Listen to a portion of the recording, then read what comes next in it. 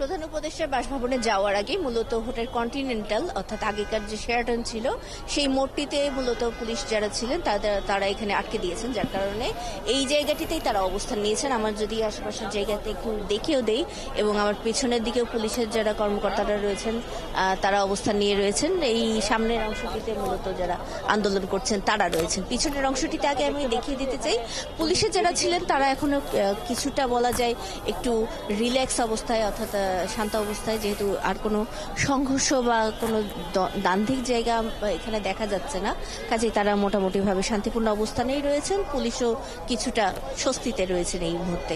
আর আন্দোলনকারী যারা ছিলেন, যেটি বলছিলাম যে আন্দোলনকারীরা এখানে রয়েছেন, বিভিন্ন অংশে তারা ভাগ হয়ে এক এক জায়গায় বসেছেন বা দাঁড়িয়েছেন।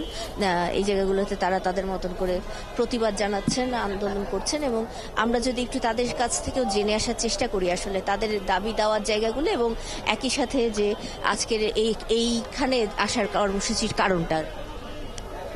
জি, প্রিয় সাংবাদিক ভাইরা এবং দেশবাসী, আপনাদেরকে জানিয়ে রাখি, আজকে গত 6 মাস ওভার হয়ে যাওয়ার পরেও আমরা আহত এবং শহীদ পরিবার আমরা বিভিন্ন দাবির বিষয়ে আমরা রাস্তায় অবস্থান করছি। তো এর আগে আমরা যেটা করেছিলাম সেটা হচ্ছে সরকারে আমরা একটা মেসেজ দিয়েছিলাম যে আমাদের দাবির বিষয়ে, কিন্তু সরকারের তরফ থেকে আমরা কোনো সাড়া পাচ্ছি না। যারই পরিপ্রেক্ষিতে আজকে এবং কালকে আমরা সারা রাত নিটোরের সামনে ছিলাম। এখন আমরা এই যে উপদেষ্টা স্যারের যে বাসভবন, এখানে আমরা এসে অবস্থান করেছি। আমাদেরকে সরাসরি উপদেষ্টা মণ্ডলীর আসিফ ভাই কিংবা নাহিদ ভাই আমাদেরকে এসে আমাদেরকে একটি ক্লিয়ার মেসেজ দিবে, এই আসার জন্য আমরা এখানে বসে আছি। যতক্ষণ পর্যন্ত এখানে কেউ না এসে আমাদেরকে না বলবেন ততক্ষণ পর্যন্ত আমরা এখান থেকে উঠবো না। শুনছিলেন বুশরা, এখানে যারা রয়েছেন তারা বলছেন যে যতক্ষণ এখানে তাদের দাবিগুলো না হচ্ছে ততক্ষণ পর্যন্ত তারা উঠছে না। এখানে যারা অন্যান্য আহতরা রয়েছেন কয়েকজনের সাথে যদি আমরা কথা বলি, আসলে দাবি দেওয়ার জায়গাগুলো যদি একটু বল। যে আমাদের দাবি প্রমোশন, আমরা তো মনে করেন এই একবার আন্দোলন করছি, কিন্তু এখন তো আমাদের আন্দোলন দরকার। আমরা যে সরকার বহাইছি আমরা নিজেরা থেকেই বহাইছি, কিন্তু আজকে কি কারণে আমরা আন্দোলন করতে আসছি, তার সাথে দেখা করতে পারি না, তার সাথে কিছু করতে পারি না, তার সাথে কথা বলার আমাদের অধিকার নাই।